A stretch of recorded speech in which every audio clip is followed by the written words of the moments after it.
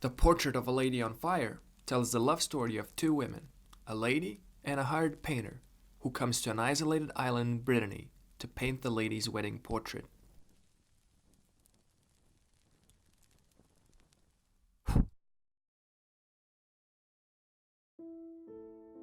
I'll start by saying that the film has a very restrained vision. In fact, it's closer in resemblance to a theater play. Due to the minimalism, the few objects that are actually shown on screen have a greater impact on the story.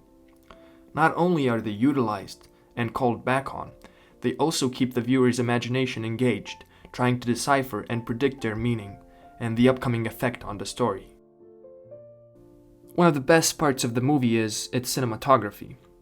There's a lot to like in the painterly compositions or the vivid color palette, but what hit me most was the beautiful discreet lighting that feels real and creates a sort of mysticism.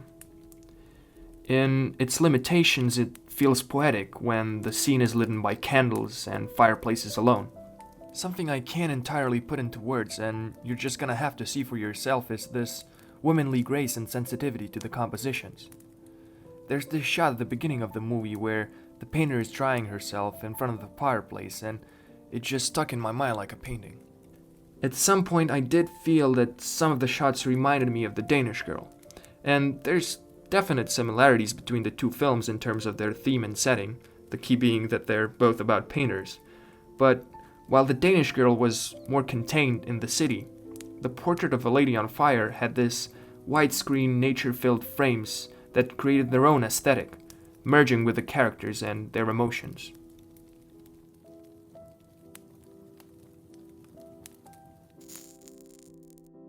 There is a brave visual approach to storytelling here, disposing of the bland lines of dialogue where characters try to explain their emotions. Instead, the film invites the viewers to observe the two women through the details in their daily interactions, and visually builds their characters piece by piece. In the end, the two women are kind of liberated from the sexual male gaze prevalent in the history of cinema. Without rubbing it in our face, it gives a counterpoint to the flirty James Bond looks that we're so used to seeing in the male-led cinema. It's up to you, Monsieur Bond. Now, you can't just brush off the setting or the location of the film. The airy, empty frames with beautiful and characteristic scenery of the island stand front and center. There's a great contrast to the dark, silent palace and the bright and noisy waves with sharp cliffs where the island meets the sea. I do have two of my favorite uses for the environment though. The first one being how the sea is utilized as a background when characters are dealing with uncontrollable and conflicting emotions. The second one, a lot more childlike, is how the arrival to the island is handled. There's this small rocking boat that the character reaches the shores with, which brings back memories of awe-inspiring adventure films. It adds some fairy tale mysticism to the mix.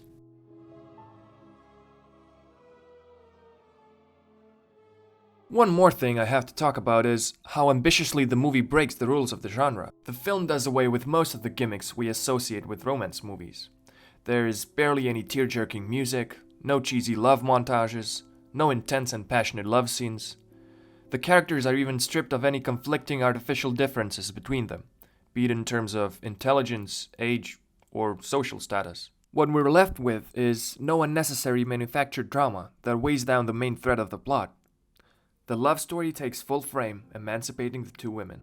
The relationship, and in this case the story, develops through intense close-ups that you can read any little smirk or glance on.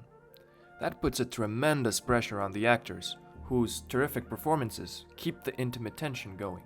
Here again, a lot of visual storytelling happens in silence in between the lines of dialogue. There's a number of those extremely intimate visual moments sprinkled in that took me back to the Before trilogy. Through them, the characters show this inexpressible respect and adoration for the other. Another playful spin is put on the cliché of the muse. Like in most movies about an artist and his model, she is vulnerable. In the end, she is the one being observed and analyzed for most of the time. But here, the painter is just as part of the transaction. The painter is just as exposed, being examined and judged by the muse and the audience. I also have to talk about the creativity involved in setting up the model character, Heloise.